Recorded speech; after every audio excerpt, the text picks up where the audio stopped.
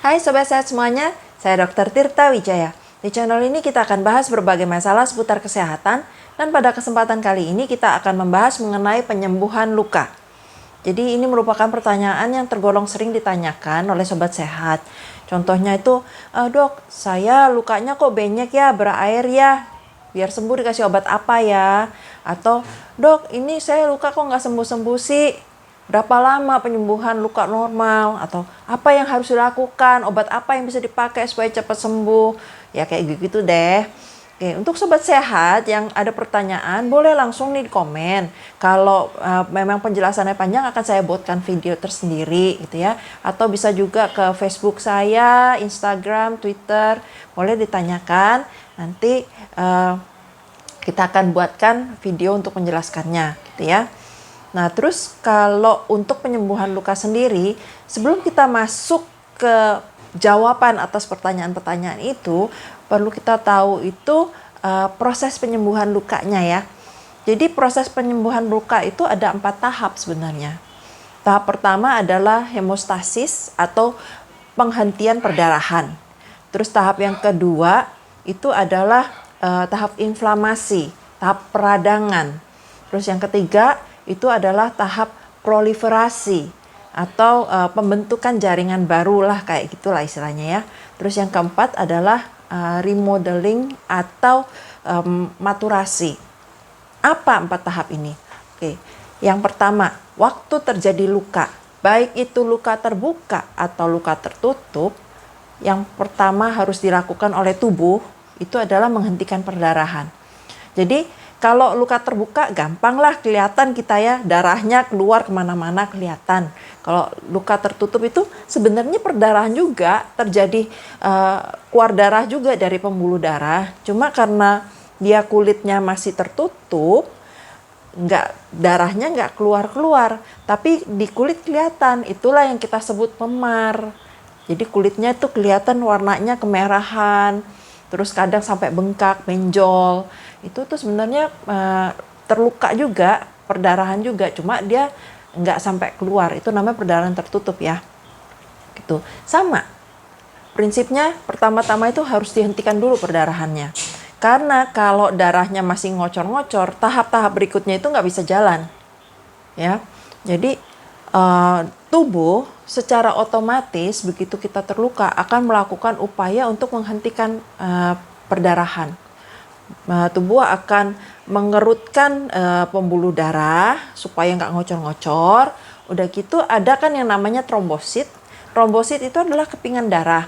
Nah, pada saat terjadinya luka kan terpapar, ini ada proses biokimia dalam tubuh yang teraktivasi. Jadi si trombosit ini, keping-keping darah ini, dia akan membentuk suatu sumpelan blood. Gimana ya kita? Ya jadi sumpelan lah, nyumpel daerah yang terluka gitu ya. Meskipun lukanya tertutup tapi pembuluh darahnya pecah gitu ya. Jadi akan terbentuk gumpalan darah untuk menghentikan si perdarahan. Nah, gumpalan darah ini yang terdiri dari keping-keping darah yang terikat dengan ya ini adalah zat-zat kimia dalam tubuh ya, alami ya. Itu sifatnya nggak stabil, dia gampang lepas. Tapi terbentuknya sangat cepat. Jadi istilahnya ini sumpalan sementara. Ya, istilahnya gimana ya? Sebelum yang lain bisa kerja, ini dihentikan dulu gitu ya, sementara. Nah, begitu darah sudah berhenti, baru tahap berikutnya, tahap inflamasi sama tahap proliferasi bisa dimulai. Nah, tahap perhentian perdarahan sendiri sebenarnya berbeda-beda, tergantung besarnya luka, tergantung tindakan tata laksana pertamanya, tergantung area yang terluka. Area yang perdarahannya bagus sama area yang perdarahannya jelek tentu beda ya. Ada yang darahnya ngocor-ngocor, ada yang darahnya netes-netes gitu ya. Berapa lama proses ini akan berlangsung berbeda-beda, tapi umumnya dalam waktu beberapa detik sampai beberapa menit. Kalau itu darah ngocor-ngocor terus bermenit-menit, berjam-jam, orang bisa kehabisan darah. Itu udah nggak benar. Ya, normalnya itu dalam beberapa detik udah selesai, gitu ya. Kalau luka yang lebih besar, memang lebih lama. Nah, apa yang harus kita lakukan untuk membantu proses penghentian perdarahan? Kita ingat konsepnya, darah itu kan dalam pembuluh darah. Nah, supaya berhenti gimana? Ya, pembuluh darahnya dipencet. Gitu ya, kayak kita selang air gitu supaya airnya berhenti gimana? Kalau selang sih kita bisa matiin di kerannya. Kalau tubuh kita kan nggak bisa dimatiin di kerannya. Di daerah yang terluka itu aja kita pencet. Jadi berikan tekanan. Ini menghentikan perdarahan secara mekanis. Ditekan supaya darahnya berhenti. Atau bisa juga dikasih es. Jadi es ini fungsinya membantu menciutkan si pembuluh darah, gitu ya. Cuma perhatikan esnya jangan yang kotor ya, jangan yang jorok ya. Nanti pakai es krim lagi. Jadi es batu aja. Kalau nggak ada, udah tekan aja. Jadi pakai kasa steril, tekan. Sebelum tekan bersihkan dulu lah ya, supaya kotorannya nggak di dalam luka gitu ya. Bersihkan, terus pakai kasa steril, tekan. Kalau nggak ada kasa steril, pakai kain yang bersih, tekan. Jangan pakai kapas. Kenapa? Karena kapas itu ada seratnya. Nanti begitu tekan, begitu mau dicabut, seratnya nempel-nempel gitu ya. Susah lagi. Ya. Tuh, itu untuk menghentikan perdarahan. Tahap pertama hemostasis.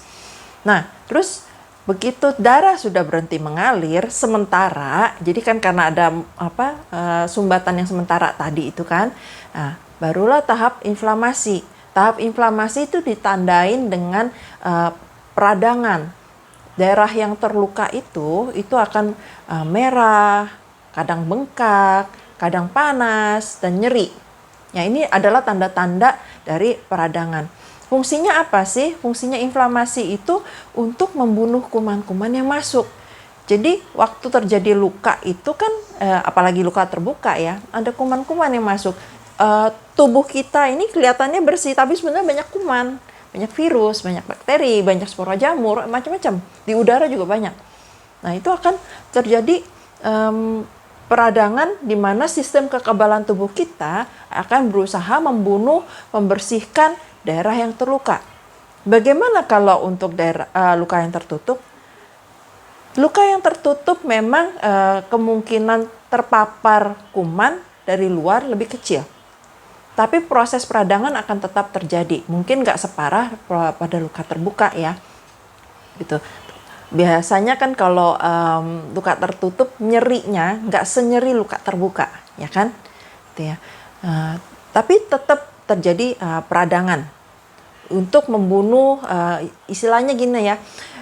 Bagian-bagian tubuh kita yang berbeda itu ada kuman-kuman yang berbeda. Ya, dalam tubuh orang sehat pun itu sebenarnya banyak virus, banyak kuman yang kita nggak kasat mata, nggak kelihatan.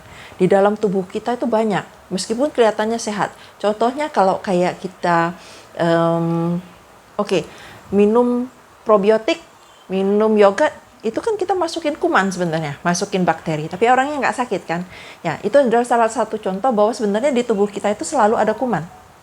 Nah, pada saat terjadi luka, itu ada bagian tubuh yang berbeda, yang kumannya berbeda, jadi nyampur. Nah, untuk itu tubuh kita tetap harus beresin. Ini kamu kumannya sini, ini kamu kumannya sono. Gitu lah, supaya nggak jadi penyakit.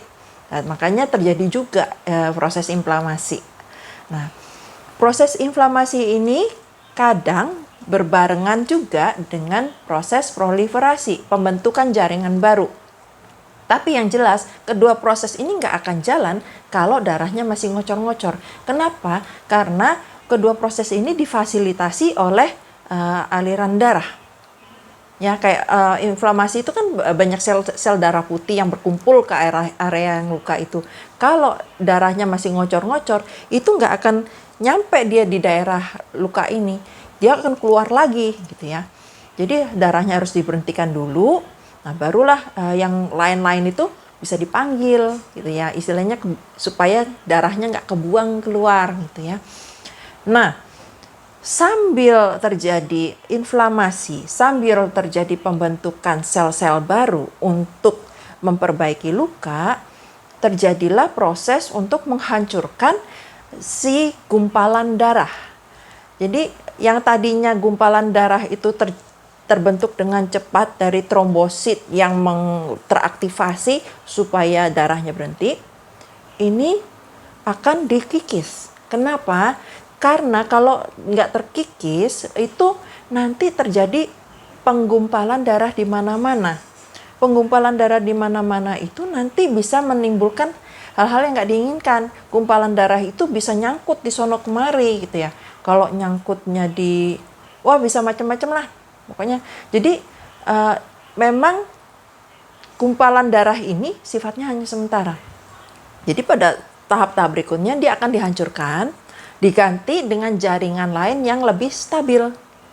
Jadi gumpalan darah yang nggak stabil hilangkan, ganti dengan jaringan baru yang menutup luka yang lebih stabil gitu ya. Nah, mungkin kalau dibayangkan ke dokter gigi, yang pertama itu tambalan sementara gitu ya. Sambil ditambal sementara, kita kerjain, mungkin dikasih antibiotik dulu atau gimana supaya beres. Nah, nanti udah siap diganti dengan tambalan yang permanen gitu kan. Di penyembuhan luka juga seperti itu. Jadi itu yang gumpalan yang awal yang pertama itu dikikis, dihancurkan, diganti dengan yang lebih stabil.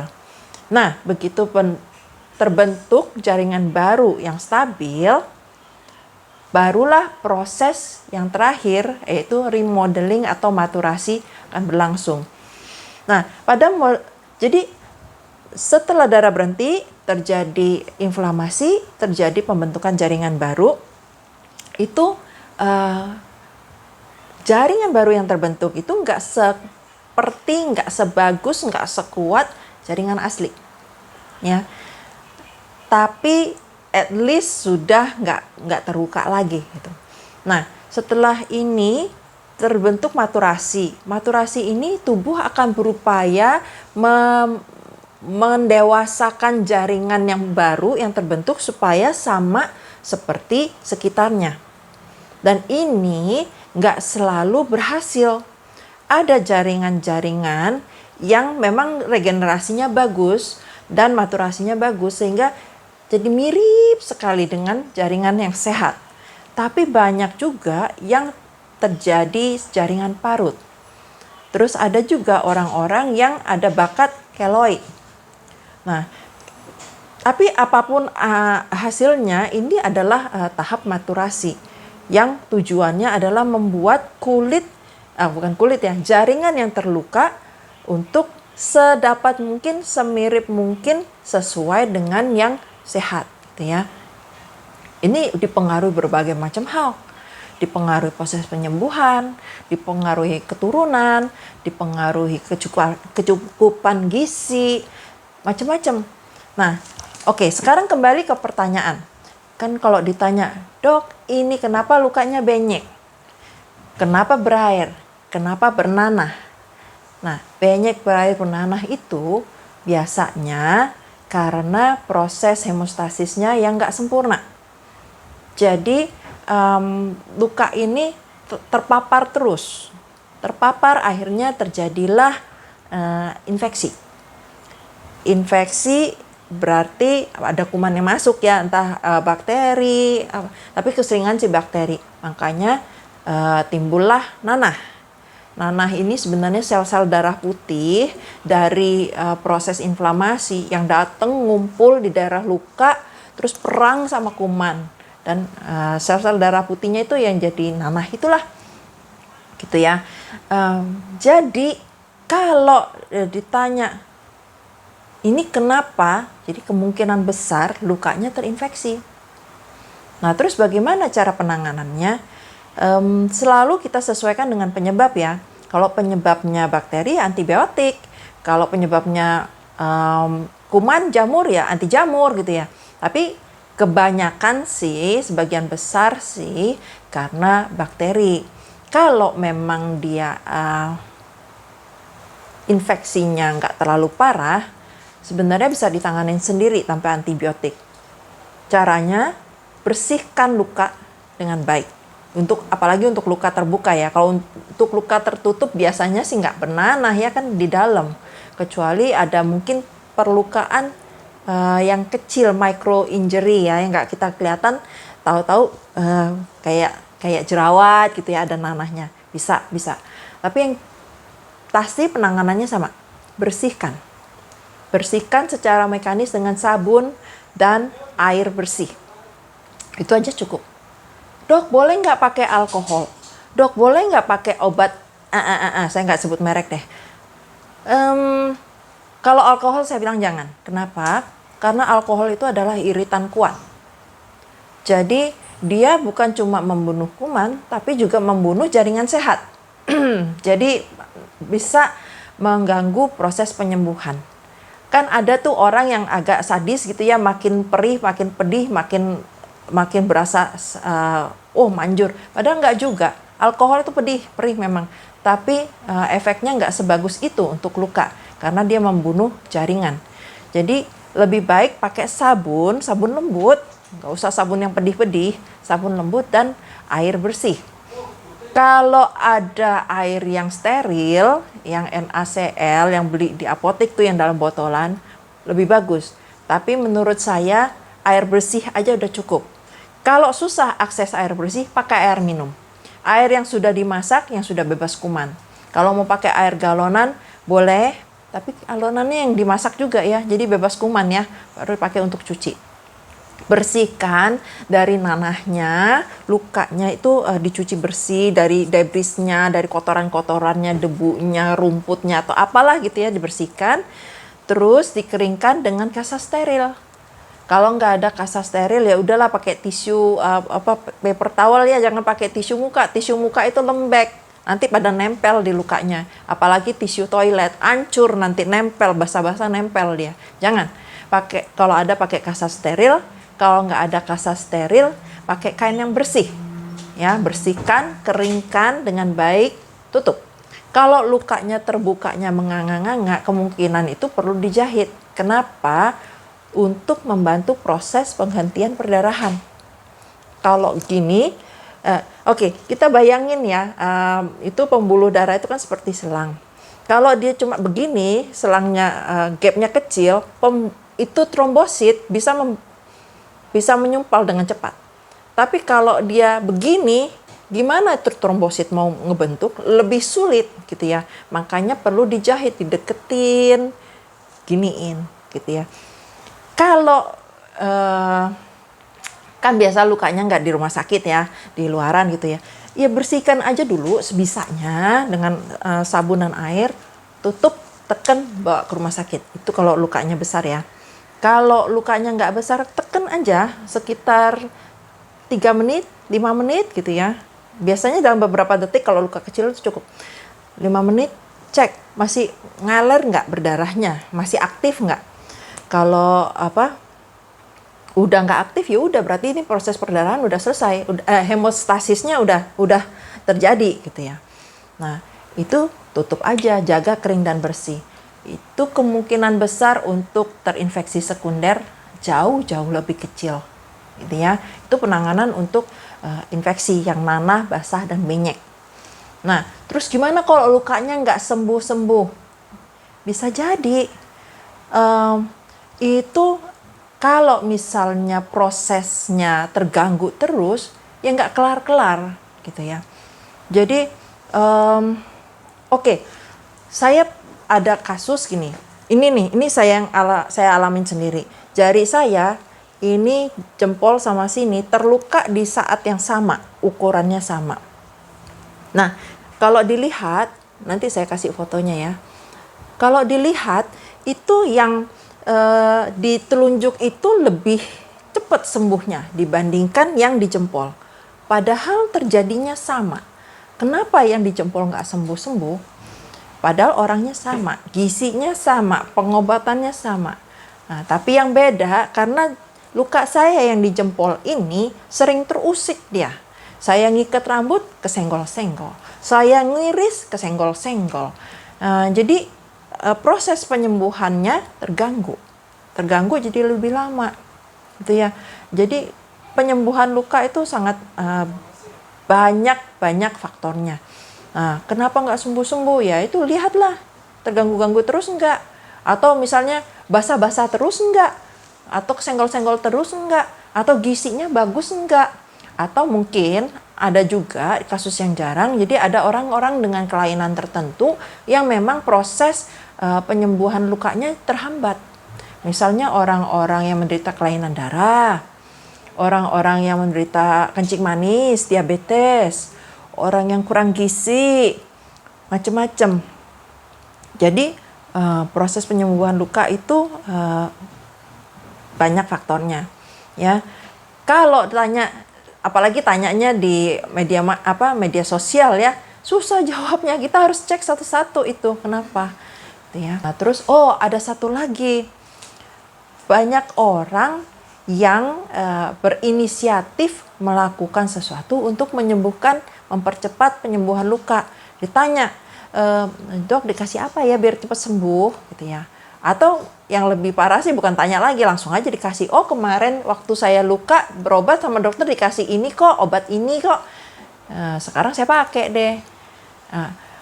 Jadi yang saya sering ketemu, beberapa kali ketemu di praktek itu dikasihin obat yang mengandung heparin. Obat ini berupa salep dan memang gampang didapat gitu ya, bisa beli di apotek. Heparin itu fungsinya untuk menghancurkan trombosit, gumpalan darah. Biasanya dipakai bila terjadi kelainan di mana darahnya tetap mengumpal-ngumpal. Seperti yang tadi saya sempat sebutkan, pada tahap berikutnya gumpalan darah yang di tahap hemostasis itu harus dihancurkan.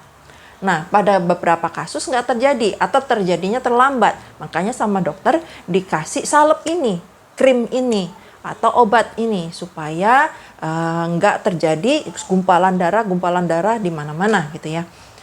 Nah, banyak orang yang salah kaprah kemarin waktu luka dipakein ini, atau lebih parah, kemarin nenek tetangga saya dipakein ini, sekarang saya pakai juga gitu ya. Jadinya penggumpalan darahnya dihancurkan terus. Itu hemostasisnya nggak jadi gitu ya. Niatnya mau mempercepat penyembuhan malah memperlambat karena salah timing pemberian obat. Obatnya benar, timingnya salah. Dan biasanya obat ini nggak dibutuhkan untuk semua orang gitu loh. Untuk beberapa kasus tertentu aja. Jadi jangan asal-asal pakai gitu ya. Nah, jadi untuk mempercepat proses penyembuhan luka, sebaiknya kita ikutin alurnya. Ya, pada waktu dia fase hemostasis, lakukan hal-hal yang membantu proses penghentian perdarahan. Pada fase inflamasi, fase proliferasi, lakukan hal-hal yang membantu proses inflamasi dan proliferasi. Contohnya gini aja ya, pada saat hemostasis kita perlu menghentikan perdarahan, kompres es, ya. Kenapa? Supaya mengkerut, supaya darah berhenti. Begini hemostasis terjadi, udah stabil,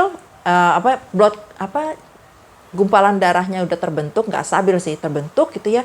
Nah, kita bantu proses inflamasinya. Biasanya dengan kalau misalnya itu lukanya tertutup ya, kita boleh pakai kompres air anget. Ingat ya, terbalik ya, tadinya es, sekarang air anget. Tapi kalau terbuka, kita jangan pakai kompres air anget. Kenapa? Takutnya itu gumpalan darah yang baru terbentuk jadi basah, lembek, hancur, gagal nanti proses hemostasisnya. Ya, jadi itu lihat-lihat kondisinya juga sih.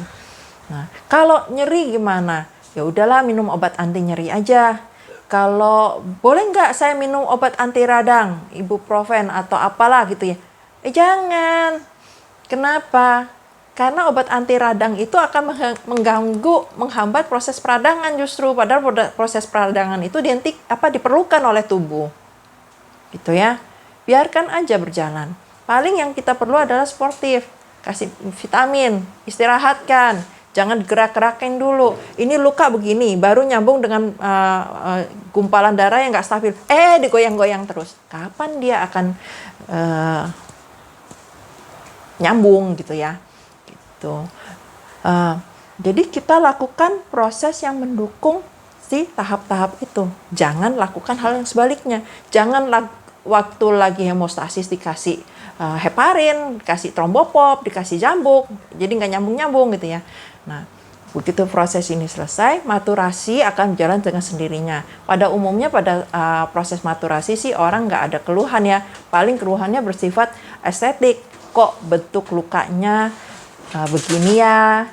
Kok warna lukanya nggak cantik ya? Kayak gitulah. Tapi itu estetik sih. Dan itu prosesnya akan berjalan selama status gizi kita bagus, nutrisi bagus, dan nggak dilukain terus, gitu ya. Oke, itu adalah penjelasan saya tentang proses penyembuhan luka. Jadi jangan heran kalau tanya ke dokter, apalagi di sosmed gitu ya, kapan lukanya saya sembuh, itu nggak kasih jawaban definitif. Karena memang susah. Bayangin aja luka saya jempol sama ini satu orang yang sama, terjadinya sama, ukurannya sama, nasibnya beda gitu ya. Apalagi orang pasien yang kita nggak lihat gitu ya. Yang kita lihat aja belum tentu sama itunya. Jadi yang kita bisa kasihkan perkiraan aja. Oke, semoga info saya bermanfaat. Bila sobat sehat merasa bahwa info saya ini membantu dan suka dengan info-info semacam ini, bolehlah subscribe di channel saya, sharingkan info ini ke orang-orang yang mungkin akan menjadi berkat buat mereka. Salam sehat selalu.